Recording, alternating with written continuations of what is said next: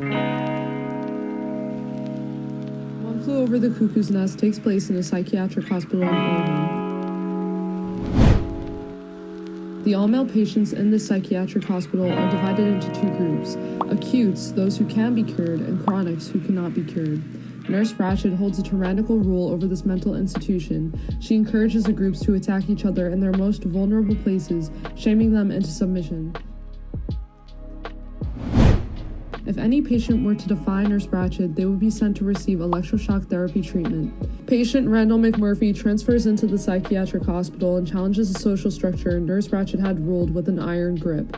McMurphy organized protests within the patients. However, victory was short-lived before McMurphy began to submit to the nurse's authority, realizing the power the staff at the hospital held. But that rebellious flame was later sparked again, leading to a series of events, resulting in the death of Billy and McMurphy's attempt at strangling Nurse Ratched. Nurse Ratched punished McMurphy by having him lobotomized, leaving a hollow vegetable body. Nurse Ratched lost her control over the psychiatric hospital, and all patients were dispersed into other mental facilities. Bromden suffocates McMurphy in order to let him die with dignity, then escapes from the mental ward himself.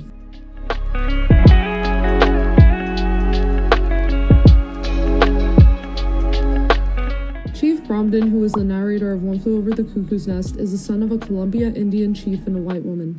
He has been in the hospital for 10 years, longer than any other patient on the ward, and suffers from paranoia and hallucinations. He has also undergone several electroshock treatments. Bromden sees modern society as a massive hierarchical grouping he refers to as a combine, and the hospital as a place where individuals who do not comply are fixed. McMurphy, who is big, loud, raunchy, and confident, reflects sexuality, independence, and self-determination, all of which are in opposition to Nurse Ratched's oppressive ward. The novel establishes through Chief Bromden's narration that McMurphy is not insane, but rather attempting to exploit the structure to his advantage.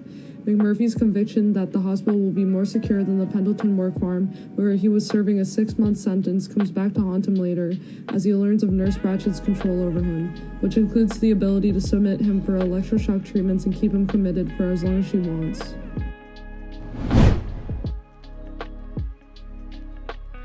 Nurse Ratched, a former Army nurse, reflects industrial society's oppressive mechanization, dehumanization, and emasculation. With a gust of cold, she joins the novel and the ward. Ratched has full command over the ward, as well as a near-complete command over her own emotions. She plays the role as a twisted mother figure for the ward, and she can play the role of an angel of mercy while shaming the patients into submission. She knows their weak points and where to peck them.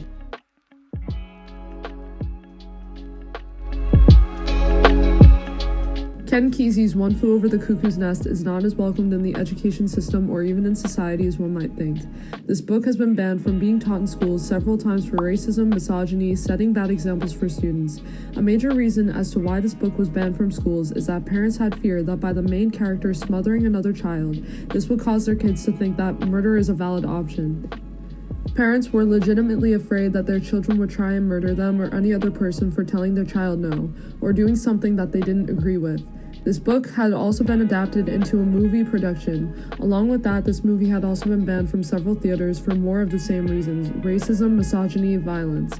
This book has had a long history in regards to if it is appropriate or not. Several think that it is not.